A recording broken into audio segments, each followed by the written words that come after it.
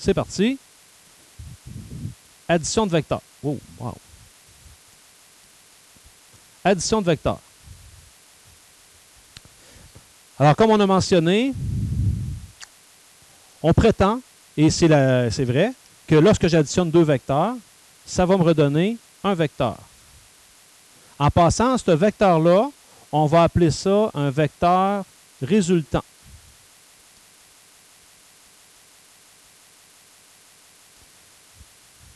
Et encore une fois, pour bien vous le faire voir, imaginez la situation suivante. Bon, imaginez qu'on est là, que j'ai un bloc de béton ici, que je voudrais déplacer. Bon, disons que moi, je m'installe avec une corde et que je décide de tirer avec une certaine force. Donc, la longueur de mon vecteur représente la force que j'applique, disons en newton, sur ce bloc de béton-là. Et là, je me rends compte que, malheureusement, je ne suis pas capable de le déplacer toute seule. Donc là, ça me prendrait une autre personne pour m'aider. Alors, disons que je dis à Thomas, Thomas, tu en as-tu me donner un coup de main? Alors là, lui, il va venir s'installer, puis il va prendre une corde, par exemple, puis il va se mettre à tirer avec moi. Bon. Pour mon estime personnelle, disons, je vais mettre sa force un peu moins grande que la mienne. Et là, il tire. Et on réussit à déplacer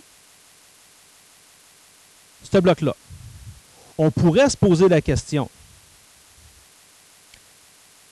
Admettons qu'il y en a un côté qui fait ouais, ça a l'air pas si compliqué que ça. Disons qu'on va dire qu'il s'appelle Ayoub. OK? Et là, Ayoub, il dit, moi, je pense que je serais capable de le déplacer toute seule. Mais on s'entend que pour qu'il soit capable de le déplacer toute seule, il faudrait qu'il applique une force qui est équivalente à la mienne et celle de Thomas ensemble. Vous êtes d'accord avec ça? Donc, si je prends la mienne, et écoutez bien, plus ce que Thomas a fait, eh bien, ça me donnerait ce que Ayoub devrait faire comme travail, comme force, à appliquer sur le bloc de béton pour obtenir le même résultat. Et là, j'entends déjà qu'ils se disent ouais, mais là, sa force est bien moins grande que les deux autres ensemble. Est-ce qu'on a le même résultat? Oh yes, on a le même résultat. Parce que le résultat, c'est de dire, on est parti de là, puis l'extrémité, c'est là. Donc, dans les deux cas, c'est le même résultat. Ce qui fait en sorte que lui, il est un peu moins long, il est obligé d'appliquer un peu moins de force, c'est son orientation qui change un peu par rapport aux deux autres. OK? C'est ce que tu avais constaté. Parce que si, là, je ramène mon exemple de tout à l'heure, là, puis imaginons là, que Thomas, là, au lieu de m'aider là, qu'il dise, OK, je vais aller t'aider. Bien, avant même de commencer, on pourrait se dire, c'est où qui devrait se placer là, pour que ce soit vraiment le plus efficace? Logiquement, vous devriez me dire, ben, il faut qu'il tire dans la même direction que toi. Ça, c'est ce qui est le plus efficace. Le souk à la corde, c'est de même que ça marche. Ils sont 5, un en arrière de l'autre, puis ils tirent. Si ce n'était pas ça qui était efficace, ils les installeraient éparpillés. OK? Mais si Thomas s'était placé ici, puis qu'il avait décidé de tirer dans ce sens-là, il est en train d'annuler mon effet. Puis pour que ça devienne complètement nul, il faudrait que ça qu'il tire de l'autre côté comme ça, avec la même force que moi, et ça serait nul, ça ne bougerait pas pantoute. OK? Donc là, on vient de comprendre un peu comment ça fonctionne. Quand j'additionne des forces ou des vecteurs, le vecteur résultant, c'est quoi? C'est un vecteur. Parfait. Donc, je reviens ici. Et là, on va essayer de voir maintenant ce que j'exprimais tantôt. Quand je n'ai plusieurs, là, ça va être compliqué d'avoir une représentation. Donc, imaginons que je prends deux vecteurs. Disons soit U, puis là, je traite les composantes. Disons que ces composantes, c'est A et B. Et on va prendre W, dont les composantes sont C et D. J'aimerais qu'on essaie de réaliser qu'est-ce qui se passerait avec les composantes si je fais U plus W. Il y en a peut-être de gens en classe qui prétendent des choses, anticipent. On va aller voir. On va aller voir qu'est-ce qui se passe si je fais U plus W. Donc, je vais tenter de vous le faire comprendre. Je m'en viens ici. Tiens. Je vais venir ici. Imaginons que je vais faire U plus W. Donc, dans un premier temps, il faudrait que je représente U. Bon, imaginons que ça, c'est U. Voici U. Voici W. Je vais vous les identifier. U, W. On a vu, on vient de voir que U plus W, ça serait ni plus ni moins que ceci. Ça là, ça c'est U plus W. On est d'accord avec ça?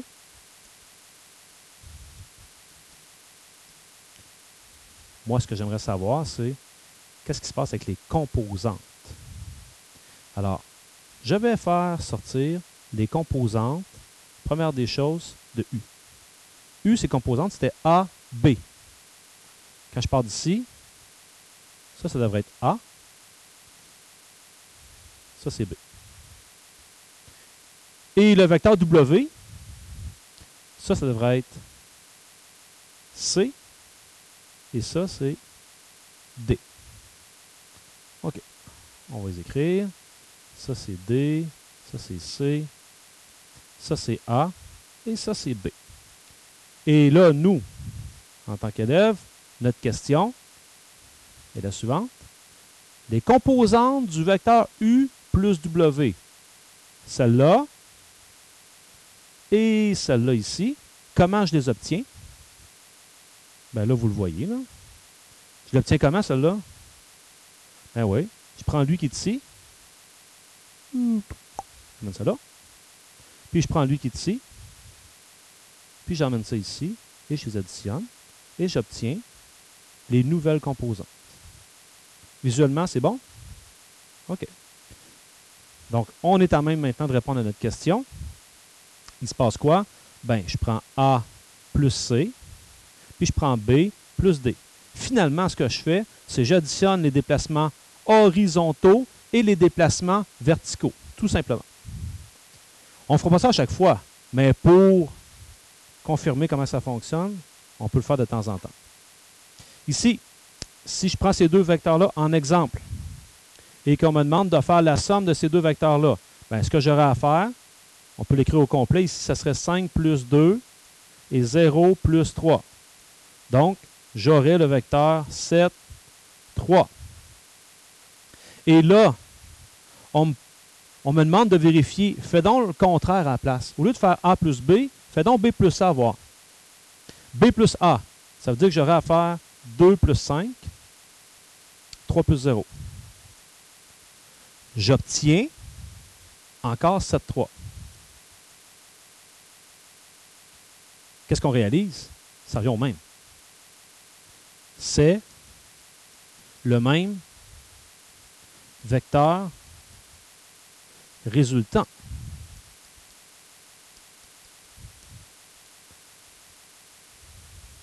Ça revient au même.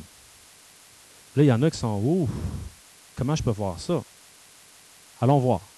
Je vous le fais voir.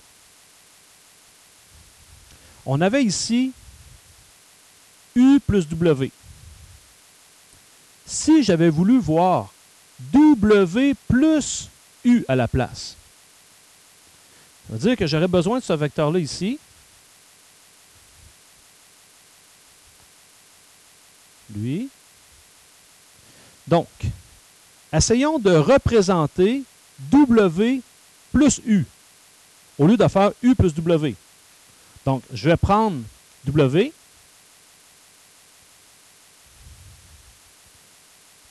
plus U.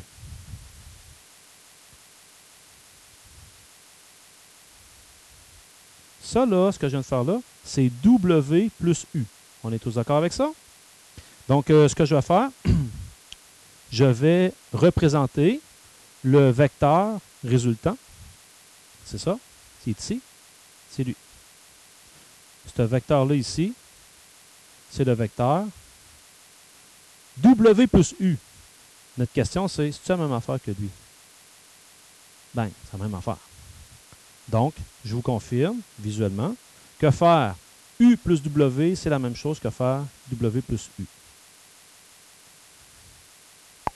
Parfait.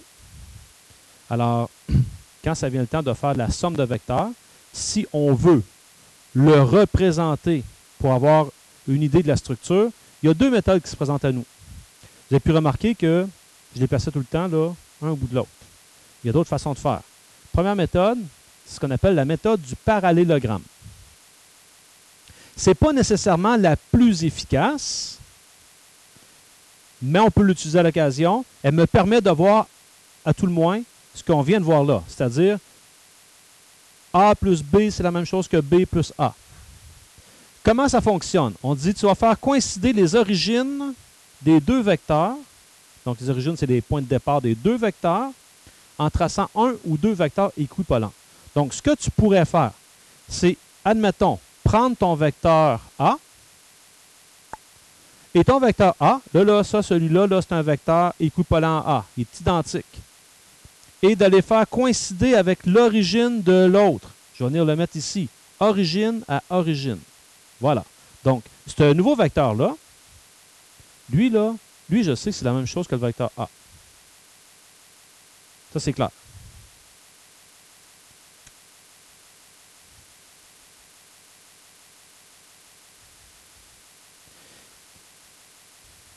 Deuxième étape. On dit que tu vas compléter le parallélogramme en traçant des vecteurs équivalents. Ben oui, je peux faire un parallélogramme avec ça. Parce qu'un parallélogramme, c'est des paires de parallèles. Je prends le vecteur B ici, puis je viens le placer ici en faisant un vecteur équivalent. Je vais le mettre en rouge, tiens. Et que je fais la même chose avec le vecteur A, que je le déplace, je l'emmène ici. Eh bien, j'ai encore le vecteur A qui est ici. Puis ici, ça, c'est la même chose que mon vecteur B. On est tous d'accord avec ça. Et je suis sûr que c'est des vecteurs équivalents. Je viens de faire un parallélogramme. Et là, on me demande tout simplement d'aller tracer le vecteur résultant, la résultante. Eh bien, la résultante, c'est la diagonale. Je suis parti d'ici et je suis rendu là. Ça, c'est ma résultante. Et regardez comment c'est magique. Cette résultante-là, c'est quoi? C'est d'avoir fait A plus B. Ou encore, d'avoir fait B plus A. Donc, ça exprime très bien ce qu'on vient de voir. Là, on pourrait se poser la question, le point de départ, c'est quoi versus mon point d'arrivée du vecteur résultant? Bien, le point de départ, là, c'était ici. C'était l'endroit où les deux origines coïncident. Donc, le départ, c'est où les deux origines coïncident. Alors que l'arrivée, ben, j'ai pris le vecteur A, le vecteur B. Ça, c'est les deux extrémités qui coïncident ici. Ça me donnait l'arrivée de l'autre. Donc, ça, c'est l'endroit où les deux extrémités coïncident.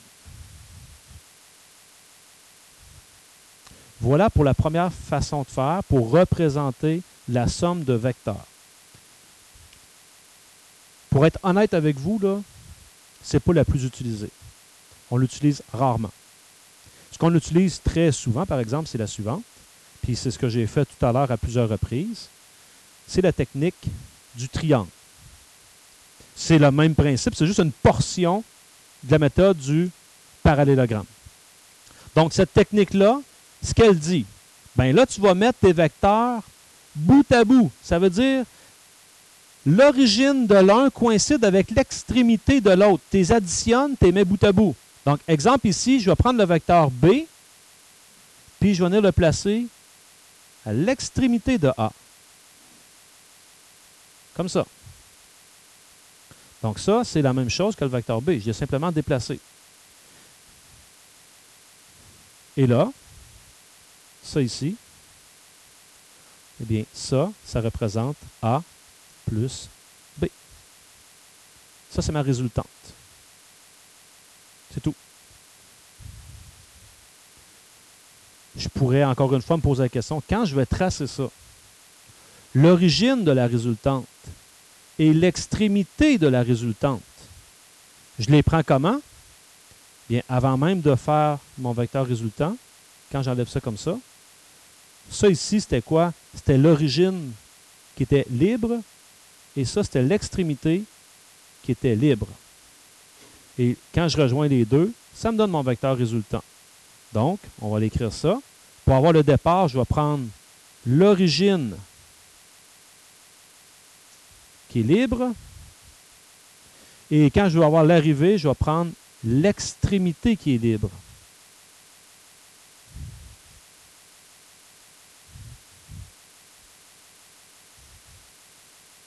Voilà pour les deux méthodes. Celle-ci, la dernière qu'on vient de voir, 95% des situations, on travaille avec celle-là. Quand vous voulez représenter un phénomène, on va les mettre bout à bout. Mais je vous le dis, presque terminé le temps où vous allez travailler dans le triangle pour trouver des mesures. On va travailler avec les composantes. Beaucoup plus simple. Bon, ben là, on va faire des calculs sur les vecteurs. Donc, il faut connaître certaines propriétés des vecteurs.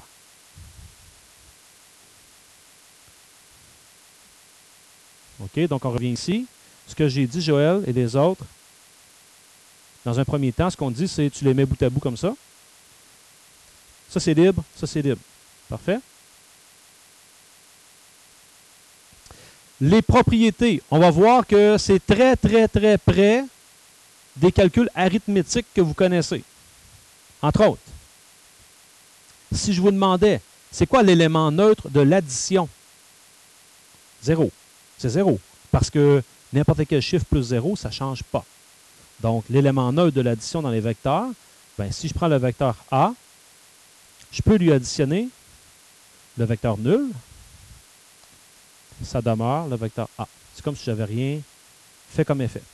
C'est drôle, tout à l'heure, dans l'autre classe, il y en a qui disaient « Ouais, mais pourquoi qu'on fait ça?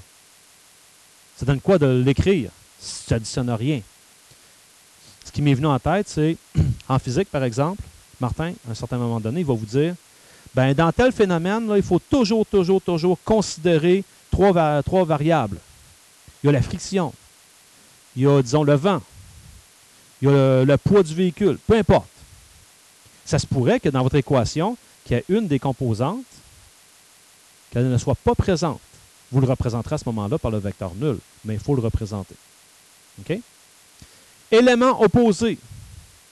Quel est l'opposé de 8? Moins 8. Je pousse ma question. Pourquoi moins 8 est l'opposé de 8? Oh, super. Parce que la somme, c'est 0. C'est ça la raison. Donc, élément opposé, si je prends le vecteur A, que je lui additionne son opposé, on l'a vu, l'opposé du vecteur A, c'est moins A. Ça, la raison pour laquelle c'est son opposé, c'est que ça va me donner le vecteur nul. Merveilleux. Commutativité. On l'a vécu tout à l'heure. Je n'ai pas posé la question parce que je savais qu'on allait le voir ici. Qu'est-ce que la commutativité en mathématiques?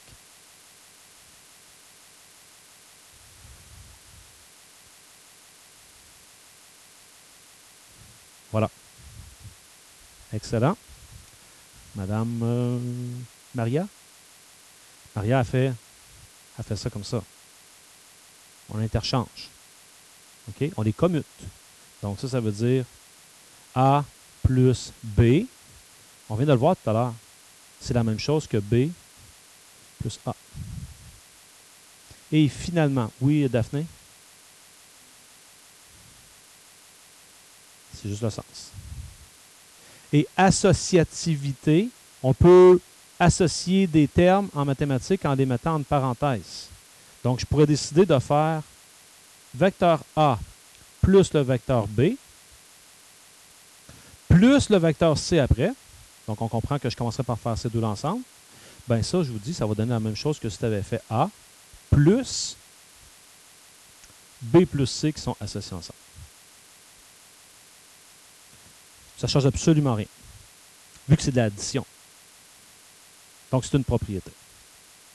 Je passe à la page 16. Là, ce qu'on pourrait se poser comme question, c'est est-ce encore présent, ces propriétés-là, et est-ce que c'est encore vrai lorsque je vais faire de la soustraction de vecteurs?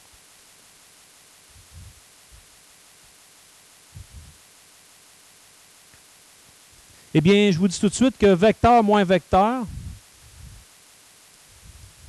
ça va donner encore un vecteur. Et ça va être encore un vecteur résultant.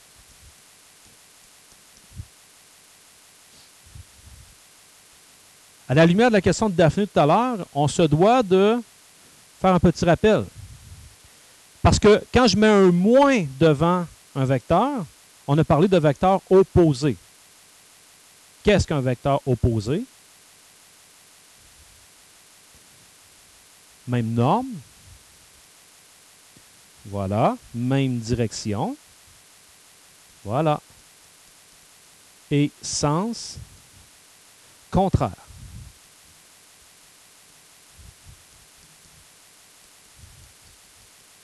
Sens contraire. Et moi, je vous dis que ça donne quand même un vecteur. Rapidement. Je vais reprendre mon exemple de tout à l'heure. On avait ici U plus W. Si j'avais voulu faire U moins W, j'aurais eu besoin de faire quoi? Ben, j'aurais eu besoin de représenter le vecteur moins W.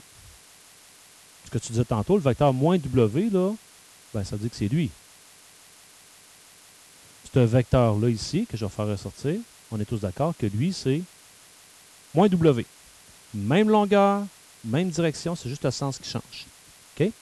Alors, je prendrai lui. OK? Lui avec U. Donc, je fais U plus moins W.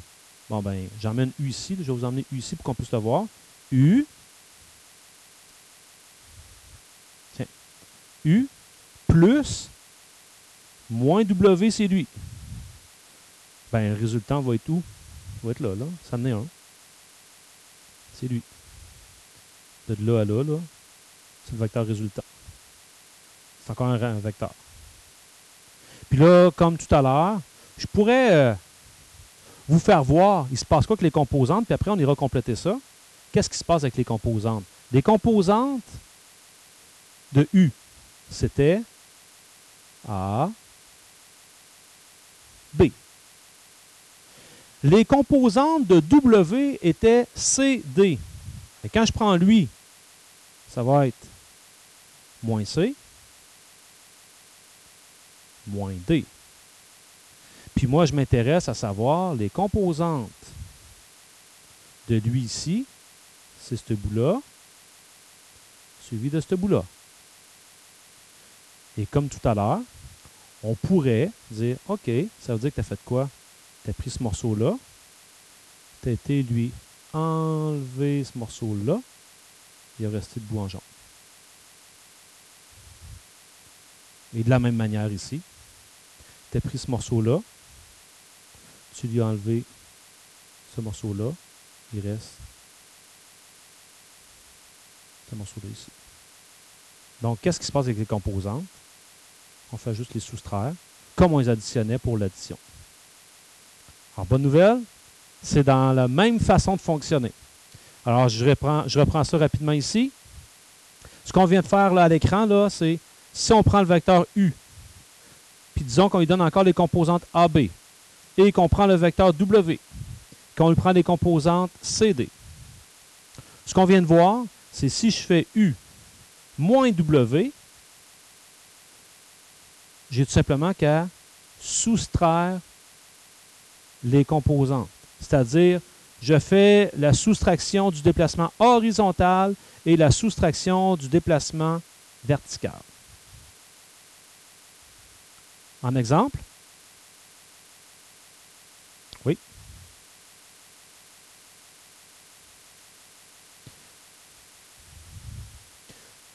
Donc, en exemple, avec les composantes, ça veut dire que dans ce cas ici, si je vous donne encore le vecteur A qui est 5, 0, le vecteur B qui est 2, 3, faire A moins B, c'est de faire 5 moins 2, 0 moins 3, ce qui me donne le vecteur 3 moins 3. Et là, encore une fois, on pourrait se poser la question. Est-ce que ça se pourrait que faire l'inverse, c'est-à-dire B moins A, me donne la même chose? il y a peu de chances avec ce qu'on connaît de la soustraction. Donc là, ici, ça serait de faire 2 moins 5 et 3 moins 0. Je me rends compte que ça fait moins 3, 3. Ce n'est pas la même affaire. Donc, on peut peut-être s'écrire l'ordre est importante. L'ordre dans lequel on fait nos calculs, c'est important. Et graphiquement, qu'est-ce que j'ai fait pour vous le montrer? J'ai fait tout de même une somme de vecteurs. Mais je me suis servi de quoi? Je me suis servi de l'opposé du vecteur, qui représente ma soustraction. Donc, ce que j'ai fait, on change la soustraction en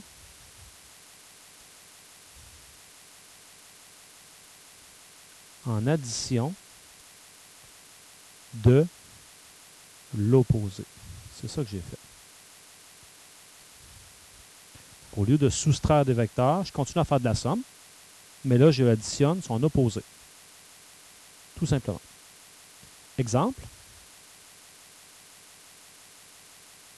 Je reprends ici ce que je viens de vous montrer pour que vous ayez des références quand vous allez relire vos notes. Si on me demande de faire A moins B, eh bien, avec ce qu'on vient de se dire, faire A moins B, on le voit comme étant A plus l'opposé de B. C'est ça qu'il faut faire. Et là, ce que je vous demande de faire, c'est de tracer l'opposé de B. Voyez-vous? Ça, ce que je viens de tracer là, c'est l'opposé de B. Celui-là, ici, on peut l'écrire, là. Ça, c'est moins B.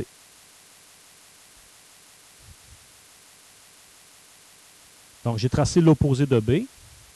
Et là, je veux faire A plus celui-là.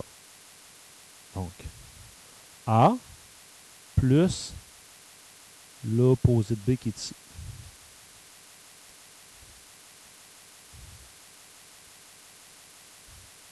Eh bien, mon vecteur résultant, il est là.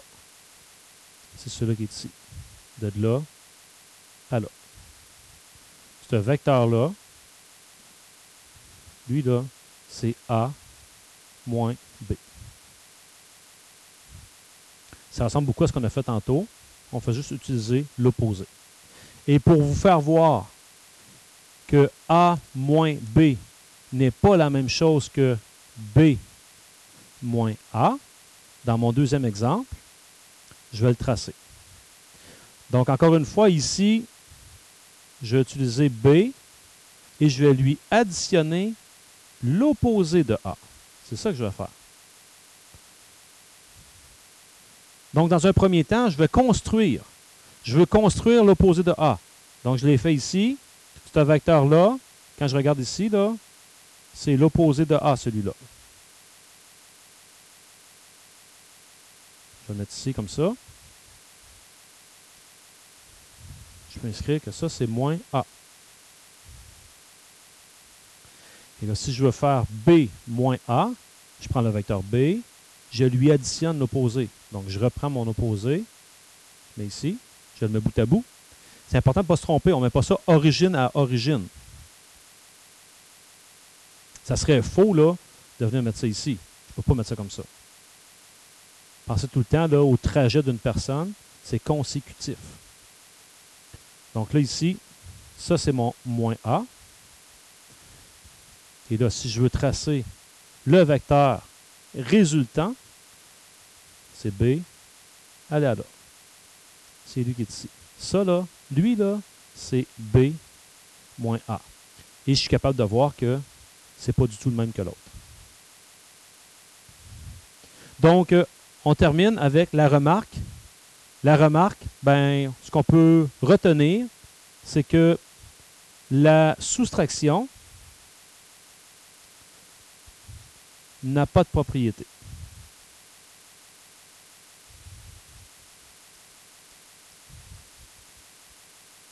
Il n'y a pas de propriété pour la soustraction.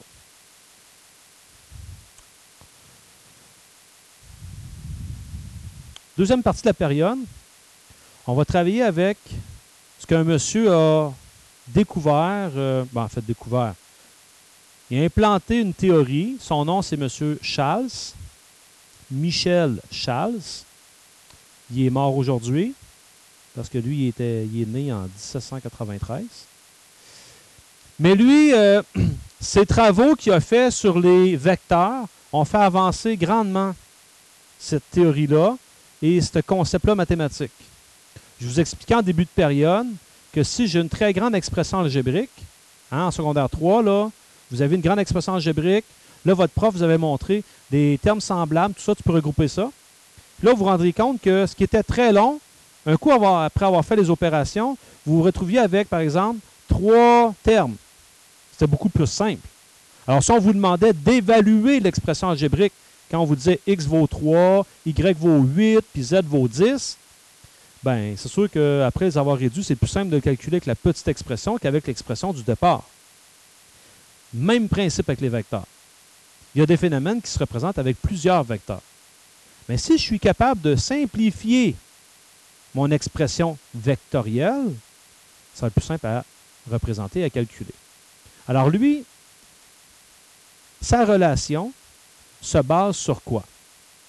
La voici. Elle stipule que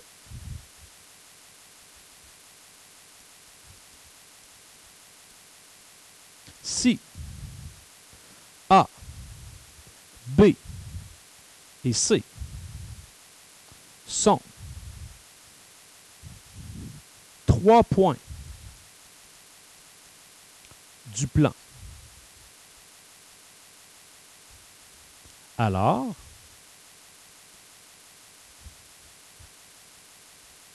sa relation, c'est la suivante. Le vecteur AB plus le vecteur BC, ça là, on peut remplacer ça par AC. Ça revient au même. Et là, vous allez me dire, ben oui, mais c'est ça qu'on fait depuis tantôt. Ben oui, on l'a fait géométriquement. Mais ça va éviter de le faire géométriquement à chaque fois. Alors, si je veux vous l'exprimer, là, voici ici sa représentation. Faites AB plus BC, c'est clair que c'est la même chose qu'à faire AC. Dans le fond, lui, ce qu'il dit, là, c'est que lorsque l'extrémité de 1 coïncide avec l'origine de l'autre, hein, c'est le même, ben, tu prends tes extrémités, le départ et l'arrivée, AC. Ça revient au même. Donc, si on veut appliquer ça, je m'en viens ici. J'ai quelques exemples pour vous. Donc, quelques exemples qu'on va regarder ensemble. Donc, à la lumière de ce qu'il vient de dire, si je fais FG plus GH, ben encore une fois, je me rends compte qu'ici, j'ai le même. Donc, ça, c'est la même chose que FH.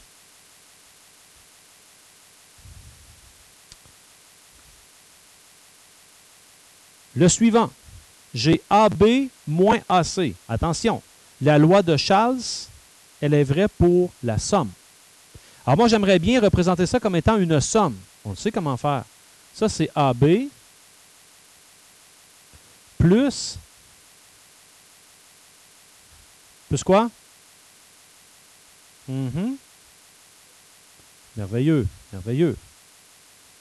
Moins AC, là, ça veut dire l'opposé de AC. C'est quoi l'opposé de AC? C'est CA.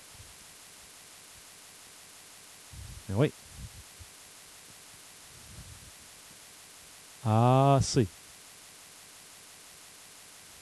Fait son opposé. CA. OK?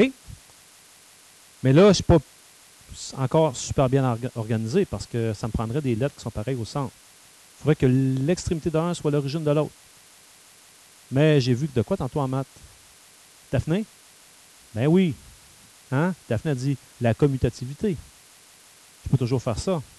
Ça veut dire que ça, c'est CA plus CB.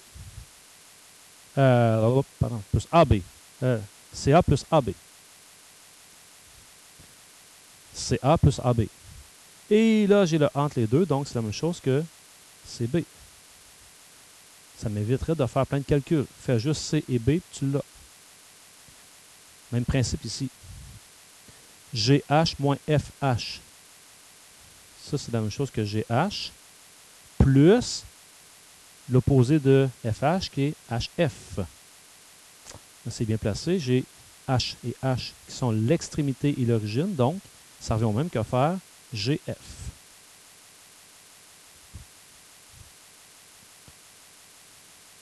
Pas trop compliqué. Hein? Facile. Quand vous en avez plusieurs, vous les prenez 2 à 2. On pourrait parler d'associativité ici. Donc, je pourrais commencer par faire ces deux-là ensemble. AB plus BC, ça fait la même chose que AC plus CD. Puis là, ben, encore une fois, j'ai des C entre les deux. Donc, ça, c'est la même chose qu'avoir fait AD. Donc, dans un contexte, bon, ici, on n'a pas de contexte, là, mais si cette représentation-là de vecteur était la modélisation d'un phénomène, ben, pour éviter de faire tous ces calculs-là, je pourrais faire uniquement ce calcul-là, j'arriverai au même résultat. On poursuit. AC moins AB. AC plus BA. Commutativité. Donc, je me retrouve avec BA plus AC. Et ça, c'est la même chose que BC.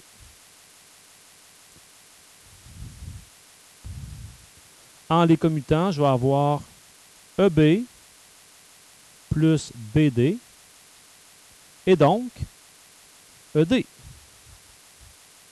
Vraiment, vraiment simple. Alors, vous êtes des experts maintenant. Je vous laisse faire le dernier 30 secondes et on revient là-dessus. Je vais le faire en rouge, lui. Tiens. Donc, premier réflexe, ce serait de changer celui-là ici par son opposé. De telle sorte que je vais avoir une somme. AB plus BC plus CA. Je les prends 2 à 2. J'applique la loi de Charles encore.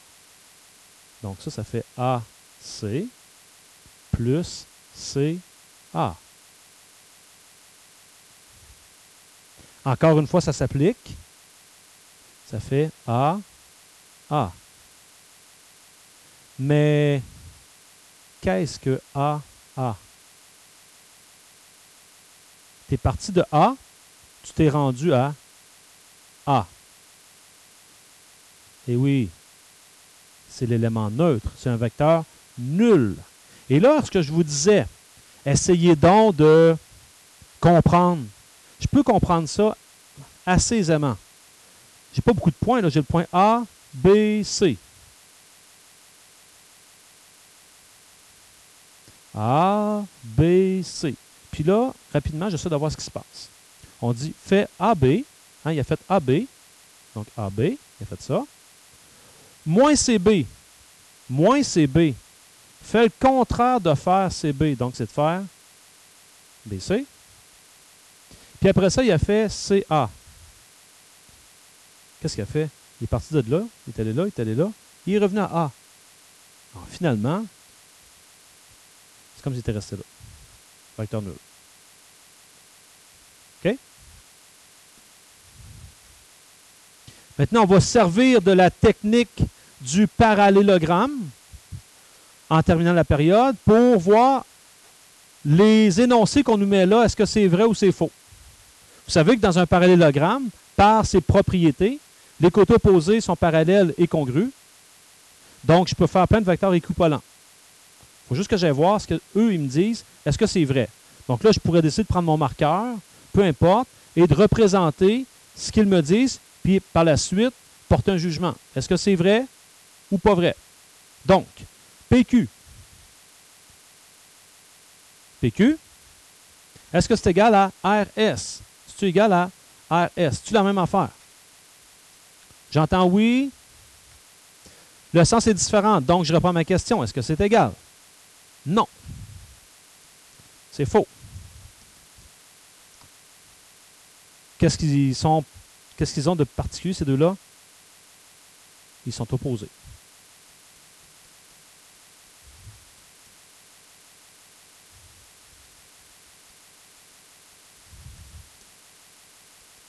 Ils sont opposés.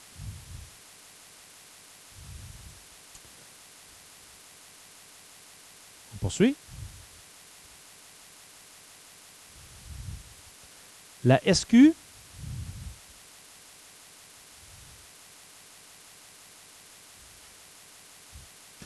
plus QR devrait être égal à RS. Faux. Qui m'a dit faux? Siam. Ça devrait être égal à quoi? Moins RS, ou si tu veux, ça devrait être égal à SR. Hein? Ça fait de là à là, de là à là, ça devrait être égal à SR. Donc ici, on peut inscrire, c'est faux, devrait